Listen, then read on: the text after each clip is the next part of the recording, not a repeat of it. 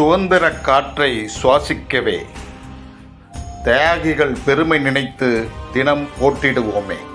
திரும்பிய திசையெங்கும் எம்மக்கள் என உணர்ந்திடுவோமே. சுதந்திர வாழ்வு நமக்கு கிடைத்திடவே உயிரம் சிந்திய உத்தமர்களை நினைவு கூர்ந்திடுவோமே. நமக்காய் சிறப்பாய் உதிக்கிறது சுதந்திர தினமே, குடியரசு தினமே. நாட்டுப்பெண் பாடியதும் உடலில் உள்ள நரம்புகள் புடைக்கின்றனவே. இதுதான் பாரத தேசத்தின் உன்னத பக்தியே. வீரத்தால் அடைந்த சுதந்திரம் என மார்தட்டியே அந்நிய சக்தியனை விரட்டியதாலே அடிமை வாழ்வு இனி இல்லையே. சுதந்திர போராட்டம் சொல்லிடும் ஓர்கதையே, வீரக்கதையே, செறிவுமிக்க வீரக்கதையே. தாய் மண்ணால் செதுக்கிய கலையே. தோல்விகள் யாவும் தொலைதூரம் ஓடட்டும். இந்தியரின் சாதனைகள் பலவற்றை சரித்திரம் பேசட்டும். எல்லோரும் ஓர்தாய் மக்கள் என்ற எண்ணங்கள் பிறக்கட்டும். நமக்காய் மறந்த உயிர்களின் நினைவலைகள் இழப்பின் வழிகள் வடுவாய் இருந்திட்டாலுமே இந்திய தேசம் நம் தேசமென மார்தட்டி சொல்லிடுவோமே. செந்நீர் விட்டு வளர்த்து காத்திட்ட சுதந்திரத்தை சிகரமாய் தேசிய கொடி பட்டொலி வீசியே வரமாய் மகிழ்ந்து கொண்டாடிடுவோமே. சுதந்திர காற்றினை இனிதாய் சுவாசிப்போமே. வாழ்க பாரதம், வாழ்க நிரந்தரம். வந்தே மாதரம், வந்தே மாதரம். ஊராட்சி ஒன்றிய நடுநிலைப்பள்ளி வலைபட்டி போடி ஒன்றியம் தேனி மாவட்டம் சார்பில் சுதந்திர போராட்ட வீரர்களின் செறிவுமிக்க வீரமிக்க வரலாற்றின் சிறுபதிவினை காண்போம். நன்றி, வணக்கம்.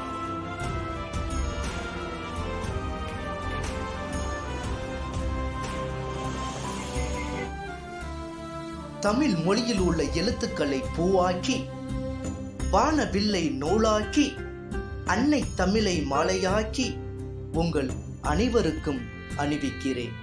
நான் பேச எடுத்துக்கொண்ட தலைப்பு என்னவென்றால், கப்பலோட்டிய தமிழன் வ.உ. சிதம்பரம் பிள்ளை ஆவார். இந்திய விடுதலை போரில் தமிழகம் காலத்துக்கும் உச்சரிக்க வேண்டிய பெயர்களில் இவரும் ஒருவரே. குற்றவியல் வழக்குகளில் வ.உ.சி. உள்ளே நுழைகிறார் என்றால் நீதிமன்றமே ஆடி போகும். எளியவர்களுக்கு இலவசமாக வாதாடுகிற பண்பும் அவரிடம் நிறைந்து இருந்தது. 1905ஆம் ஆண்டு காங்கிரஸ் இயக்கத்தில் தன்னை இணைத்துக் கொண்டு சுதந்திர போராட்டத்தில் ஈடுபட்டார். இந்தியாவை ஆங்கிலேயர் சுரண்டிக் கொண்டு இருப்பதையும், வர்த்தகத்தில் தங்களின் ஆதிக்கத்தின் மூலம் இந்தியாவை வறுமையில் வாட விடுவதையும் வ.உ.சி. உணர்ந்தார். சுதேசி நாவாய் சங்கத்தை உருவாக்கினார். சாலோன் ஸ்டீமர்ஸ் கம்பெனி என்னும் நிறுவனத்திடம் இருந்து கப்பல்கள் வாடகைக்கு எடுத்தார். ஆங்கிலேய அரசு முட்டுக்கட்டை போட்டது. கிளம்பி போய் கொழும்பில் இருந்து கப்பல்கள் வாடகைக்கு கொண்டு வந்தார். தொழிற்சங்கங்கள் தமிழ்நாட்டில் இல்லாத காலத்திலே தூத்துக்குடியில் கோரல் நூற்பாலையில் தொழிலாளர் போராட்டத்தை முன்னின்று நடத்தினார். 12 மணி நேரம் ஓயாமல் வேலை, விடுமுறையே இல்லாத சூழல் ஆகியவற்றை 9 நாள் போராட்டத்தின் மூலம் வென்று காட்டினார். விடுமுறை, வேலை நேரம் குறைப்பு முதலிய சலுகைகள் பெறப்பட்டன.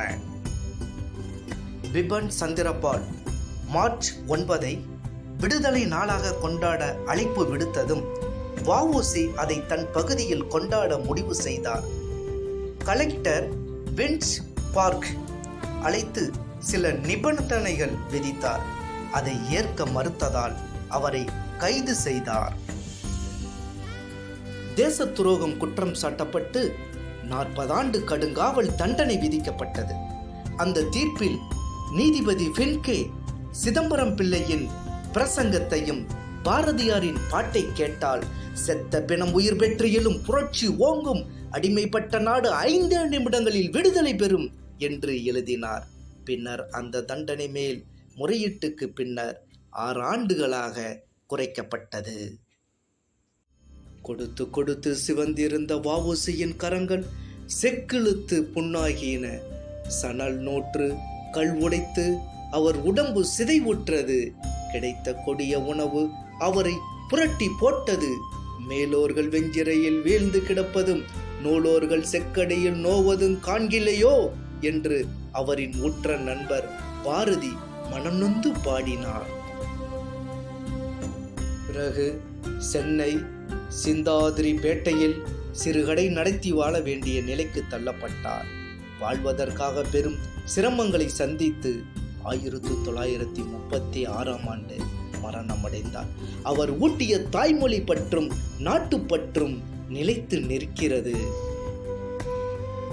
இப்படிப்பட்ட கப்பலோட்டிய தமிழன் வள்ளி நாயகம் உலகநாத சிதம்பரம் பிள்ளை அவர்களை பற்றி பேசியதில் பெருமை அடைகிறேன். நன்றி, வணக்கம்.